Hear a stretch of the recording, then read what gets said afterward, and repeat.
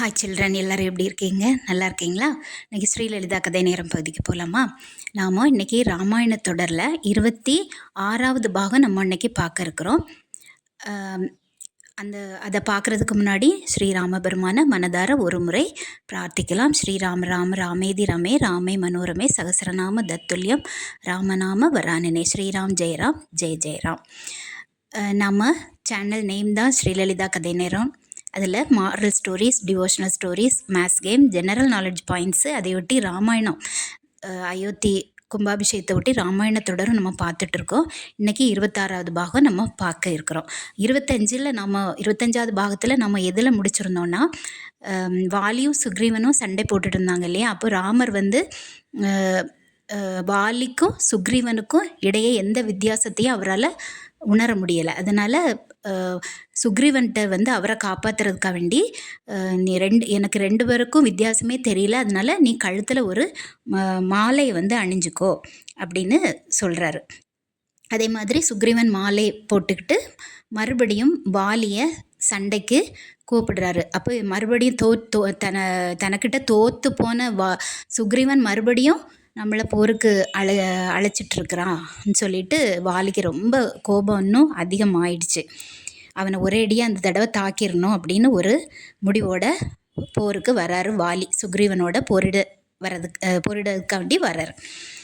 அப்போ பார்க்கக்கூடியவங்கள்லாம் ரொம்ப நடுங்கிற மாதிரி ரெண்டு பேரும் ரொம்ப கடுமையாக சண்டை போடுறாங்க. அந்த போரில் வந்து வாலியோட கை ரொம்ப ஓங்கியது.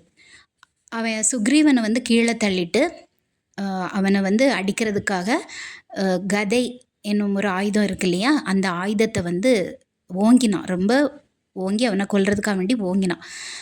அப்போது ரொம்ப தூரத்தில் ஒரு மறைவான ஒரு இடத்துல இருந்து ராமர் பெருமான் வந்து என்ன பண்ணுறாரு, வாலியை தாக்கணும் இல்லையா, அதனால் வில்லை வளைச்சி வலிமை வாய்ந்த அம்பு ஒன்று குறி வைத்து வாலியின் மார்பை நோக்கி அவர் எய்துட்டார் ராமபெருமான். அப்போ அந்த ராமபாணம் வந்து அவருடைய மார்பில் பாஞ்சிடுச்சு, வாலியோட மார்பில். ஏன்னா அவரை வந்து யாராலுமே தோற்கடிக்க முடியாது. இப்போ ராமபாணம் பட்டதும் அவர் வந்து திடீர்னு தாக்கப்பட்டுட்டார். உடனே கீழே விழுந்து ரொம்ப வலியால் துடிக்கிறாரு, புரண்டாரு, ரொம்ப சத்தம் போடுறாரு. தன்னுடைய மார்பில் இந்த தைத்துள்ள அந்த பாணத்தை வந்து அசைச்சு பிடுங்கி பார்க்குறாரு. அந்த பாணத்தில் ராமருடைய பெயர் வந்து பொறிக்கப்பட்டு இருந்தது. இப்போ ராமர் வந்து தன்னுடைய மறைவிடத்திலிருந்து கொஞ்சம் விலகி வந்து வாலிக்கு முன்னாடி வந்து நிற்கிறாரு. அப்போ தான் முத ராமருடைய உருவத்தை வாலி நேரில் பார்க்குறாரு. யாருடா இந்த மனித இனத்தை சேர்ந்தவன் அப்படின்னு சொல்லி இவர் குரங்கு இனம் இல்லையா வாலி, குரங்கு இனமான வாலி வந்து யோசிக்கிறாரு. தனக்கு மேலே வந்து அம்பு எய்தவர் வந்து இவர் தான் போல இருக்குது அப்படின்னு எதை வச்சு அவர் உறுதி பண்ணுறாருனா, ராமருக்கு கையில் உள்ள வில்லையும் அவர் தோளில் அம்பரா துணி இருக்கும் இல்லையா, அம்பரா துணின்னா அந்த வில்லெல்லாம் போட்டு வைக்கிற ஒரு பாஸ்கெட் மாதிரி இருக்கும் இல்லையா, அது அந்த அம்பரா துணியும் இவருக்கு வந்து இதுதான் ராமர் அப்படிங்கிறத காட்டி கொடுத்துடுறது. அப்போது ராமருங்கிறதுல இவர் தான் நம்ம மேலே அம்பு விட்டுட்டாரு அப்படின்னு அவருக்கு தெரிஞ்சிடுச்சு. அப்போ இவருக்கு ராமரை பார்த்து வாலி கேட்குறாரு, நாங்கள் சகோதரர்கள் வந்து ஒருத்தருக்கு ஒருத்தர் சண்டை போட்டுட்டு இருக்கிறோம், நீங்கள் வந்து இப்படி மறைஞ்சு இருந்து எங்களை வந்து அம்பு ஏதுனது வந்து சரியான செயல் இல்லை, அது முறையற்ற செயல், அது நியாயமானது கிடையாது அப்படின்னு ராமர்கிட்ட சொல்லி அவரை வந்து திட்டுறாரு வாலி. பொறுமையோட ராமர் வந்து பொறுமையின் சின்னம் இல்லையா, ராமபெருமான் பொறுமையோடு எல்லாத்தையும் கேட்டுட்ருக்கிறாரு. அப்போ அவர் ராமபெருமான் வந்து வாலிக்கு வந்து தகுந்தபடி விளக்கம் சொல்கிறாரு. முடிவில் வந்து வாலி என்னென்ன தப்பு செய்தாரோ அதையும் அவருக்கு புரிய வைக்கிறார்.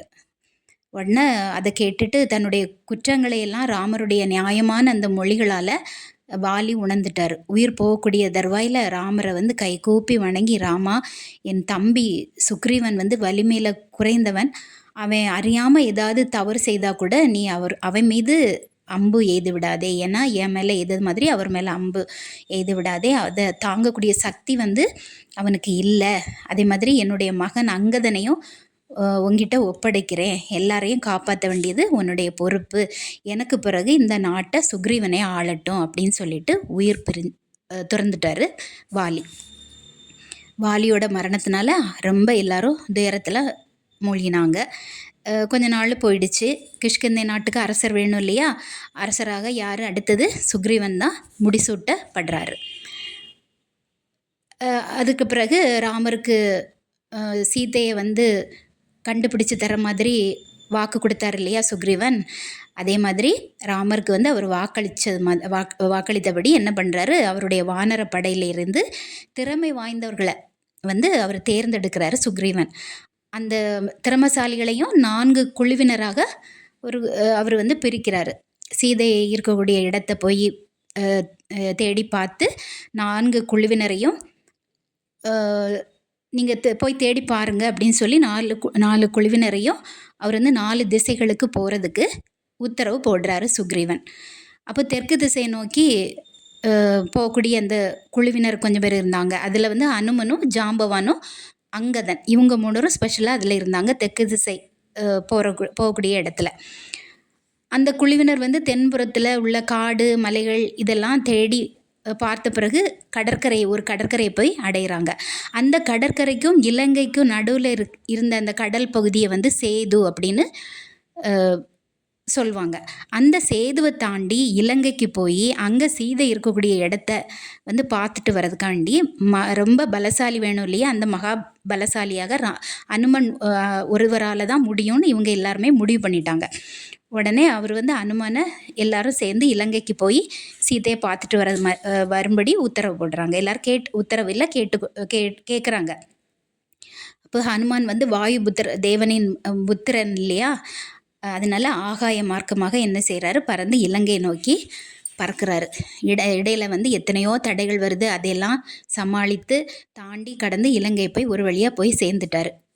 அந்த கோட்டை, அந்த அரண்மனை கோட்டை இருக்கு இல்லையா? அதில் வாசலுக்கு வழியாக உள்ளே வந்து நுழையிறதுக்கு அவர் ட்ரை பண்ணுறாரு. ஆனால் அந்த கோட்டை வாசலை இளங்கிணி அப்படிங்கிற ஒரு அறைக்கு வந்து அந்த கோட்டை வாசலை காவல் காத்துட்டு இருந்தா. அவள் வந்து ஹனுமனை உள்ளே போக விடாமல் தடுத்துட்டு இருந்தா. அனுமன் வந்து போரிட்டு அவளை கொன்னுட்டு இலங்கையின் தலைநகரத்துக்குள்ளே அவர் நுழைஞ்சிட்டார். அந்த நகருடைய அழகை பார்த்தோன்னா அப்படி ஒரு அழகும் செல்வ செழிப்பு அவரை வந்து ஹனுமனை வந்து ரொம்ப வியப்படைய செய்தது. அப்படி ஒரு அழகான நகரத்தை அவர் இதுவரைக்கும் எங்கேயுமே பார்த்ததில்லை. அந்த மாதிரி இருந்தது. ரொம்ப அழகு வாய்ந்த ஒரு பூஞ்சோலைகள், அப்புறம் நீர் நிரம்பிய சுனைகள், அதாவது சுனைகள்னால் பாறைகளுக்கு இடையில நீர்நிலைகள் இருக்கும், அதான் சுனைகள் அப்படின்னு சொல்லுவாங்க. அதே மாதிரி பிரம்மாண்டமான கட்டடங்கள்லாம் இருந்தது. அங்கே வந்து ஆடல் பாடல் நாட்டிய நிகழ்ச்சி இதெல்லாம் நடைபெறக்கூடிய அரங்குகள் இதெல்லாம் ரொம்ப அழகாக அமைந்திருந்தது. இதற்கு இந்த மாதிரி இருக்கக்கூடிய இடங்களுக்கு இடையில் ராவணன் இருக்கார் இல்லையா? அவருடைய கம்பீரமான அரண்மனை வந்து வானை வந்து தொடுற மாதிரி ரொம்ப உயரமாட்டு இருந்திருக்கு. அதாவது ரொம்ப தங்க கலசங்கள் வந்து அங்கே அதில் வந்து தங்க கலசங்கள் மாதிரி அந்த கோபுரத்தில் வந்து அது ஒளி வீசியதான். அதே மாதிரி அரண்மனை முற்றத்தில் அழகு மிகுந்த பெண்கள் வந்து இசைக்கருவிகள், அதாவது வீணை மாதிரி இசைக்கருவிகள் எல்லாம் மீட்டி ஆடி பாடிட்டு இருந்தாங்க. கொஞ்சம் பேர் நடனம் ஆடிட்டு இருந்தாங்க. ஆடல் ஒரு புறம், பாடல் ஒரு புறம், இந்த மாதிரி நிறைய பெண்களும் அங்கே இருந்திருக்காங்க. அது ஒரு இரவு நேரம். இந்த இரவில் கூட ராவணன் இருக்கக்கூடிய அந்த நகரம் வந்து ரொம்ப பிரகாசமாக இருந்திருக்கு. இனி அடுத்த பதிவில் மீதி கதைகளில் பார்க்கலாம். நம்முடைய சேனல் உங்களுக்கு பயனுள்ளதாக இருந்ததுன்னா லைக் பண்ணுங்கள், ஷேர் பண்ணுங்கள், சப்ஸ்கிரைப் பண்ணுங்கள். நன்றி, வணக்கம், பை.